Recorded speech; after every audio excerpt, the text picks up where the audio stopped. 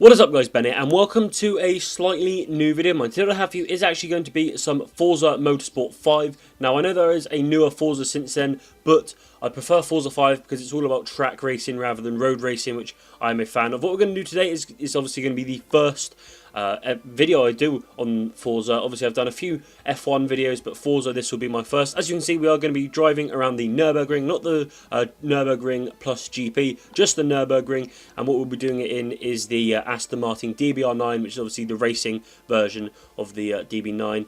Hopefully we'll be able to do it. This is an R-Class car. I am actually tempted to do an A-Class car, which would be a Ferrari F50 or something like that, maybe a DBS or something, and I'll do that in a later date. But I think we should just get straight on into it, and hopefully we'll be able to, hopefully we'll be able to set a decent lap. I haven't actually ever done a lap around the Nürburgring in a R-Class car. I've done it in the X-Class, which was the Formula 1 car, which is well under 6 minutes, well under 7 minutes, sorry, and then I've done it in the Ferrari F50, which is, I think my best lap was a 7:12 or 7:15, something like that. So obviously, this video is going to be quite a lengthy video, 8 minutes maybe even pushing 9, but I'm going to be trying to do a live commentary over what I'm doing. I'm just going to be telling you what I do. Now, before we get started, I'm not that good at this game. I am not insane, I'm not looking to push any lap records. I'll be setting up a decent-ish time, I suppose I'll be doing. As you can see there, my best time is a 7:01, and yeah, so we'll be looking to get well down, as you can see there, into the 46. We'll aim for a 650 is what we'll aim for. DBR9 is a highly capable car, so it should be doing that quite easily, and we're going to get off and go in here. Now the run down to the first corner is very short, but then after this we've got a very quick section. For those of you that are wondering, I do run fully manual with clutch, and I run no, that's very wide, and I run no ABS either. I do run traction control because it becomes impossibly hard to drive, especially in the Nürburgring with no traction control, and it just becomes impossibly hard with all the high speed exit corners and stuff like that. So hopefully we'll be able to pull a little bit of a gap away from these guys. And the thing about the Nürburgring is it's all about not making mistakes, so that's a mistake. Especially on Forza 5 as well, if you touch the grass, then it's sort of like got a magnetic grass system, which is super weird. I'm not really 100% sure if the DBR9 was the best car for this. That was a little bit of a cut, but we won't complain about that one too much. The Nürburgring, like I said, it's an incredibly hard circuit to get a clean lap on, and a little bit of a cock up. There's a section in you'll see in a minute. For those of you that don't know the Nürburgring very well, it's an uphill section where it's so important. It's like it's so important to get the exit of the corner right. If you're a tenth slower at the exit of the corner, then you could be a couple of seconds slower by the top of the hill. So it's crucial to get the entry and the exit of that section, sorry, absolutely perfectly. We'll be coming up to that section in just a second. This is my most hated couple of corners on the whole Nürburgring track now, coming into them, which is this one here is the most hated corner around the Nürburgring for me. It just seems like a pointless corner, just to add another corner in there, just to say we have 137 corners or whatever it is around the Nürburgring. Obviously, I don't know exactly how many it is, but that could have been an exaggeration, or it could have been not enough, who knows. But at the minute things are going okay. We're just going to head into the this sort of section is quite a crucial section as well. This is usually where I lose a lot of time. I usually end up cutting the grass around here somewhere. I usually end up sitting on my lawnmower, but hopefully not this time. This is the first time of recording as well, so for those of you that would be like, oh, you've been sat there all afternoon, this honestly isn't. It's the first time I've been on Forza for a couple of days, and you can tell by the way my apex is absolutely shocking, and some of the braking points I've cocked up a little bit, and just basic stuff. I make a mess of it basically.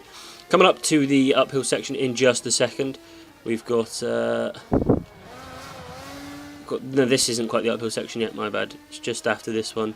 This one's quite a bit of it. This one's quite important as well, this section here. You've got the hairpin coming up in just a second, and then we're going to start the climb up to the top of the hill. Obviously, the DBR9 is a great car to use because it's obviously got great acceleration.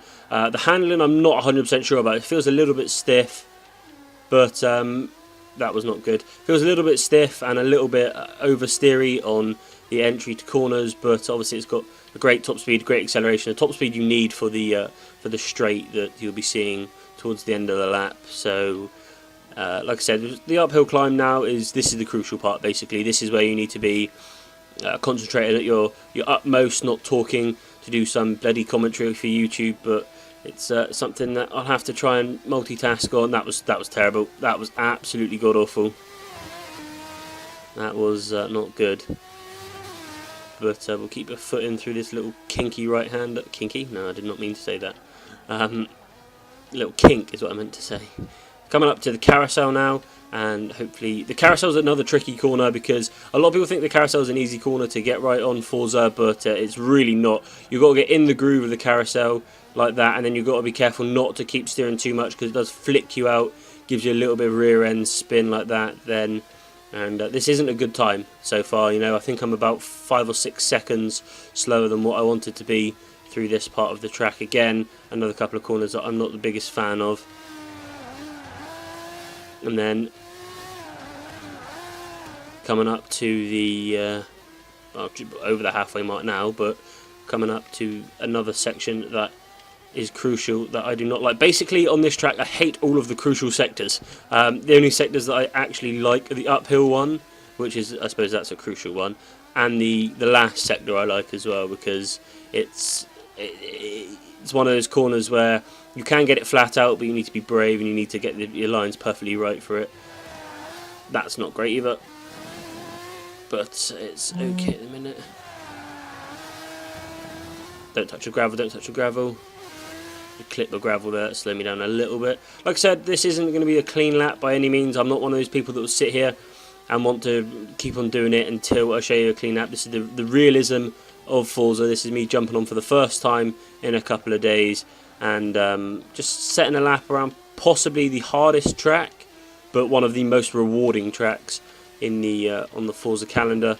And you know, it is good fun to drive. It's great fun, especially when you're racing with your mates. Obviously, I'm not racing with my mates now, but maybe I'll get a little bit of footage from an online race we do. We usually race in the A class, so most of my videos around here will be in the F50 or the DBS. Like I said, the F50 just handles so well, but the DBS has obviously got the straight line speed, which is what you'll need for the up and coming straight section. Coming into the well, it's like another carousel type corner, but obviously it's not called the carousel.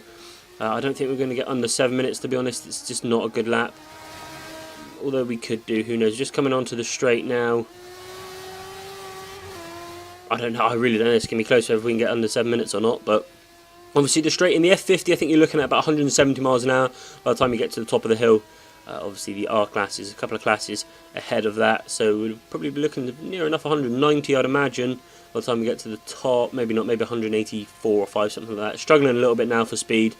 Obviously the uphill climb is not helping that too much. So it looks like we're going to stick on 179 miles an hour by the bridge, 181 miles an hour by the bridge. Then we've got this downhill section here, which is the section you've got to be brave with. You've got to take it flat through there.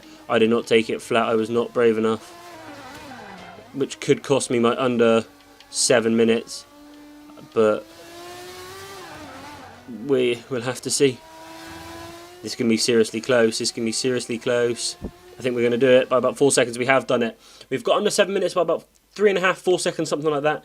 It's not a perfectly clean lap by any stretch of the imagination. Like I said, it's not a brilliant lap, but it isn't a bad one. As we can see, the cars we were up against there, some of the old Ferrari F1 cars, should probably have taken one of those around. Probably would have been a little bit quicker. But anyway, guys, that's the end of this video. If you did enjoy the Forza stuff, then let me know in the comment section down below.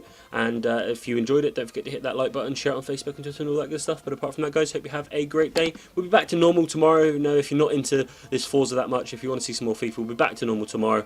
I just wanted to throw this little curveball in there. But apart from that, guys, hope you have a very good day, and I'll see you all next time. Adios.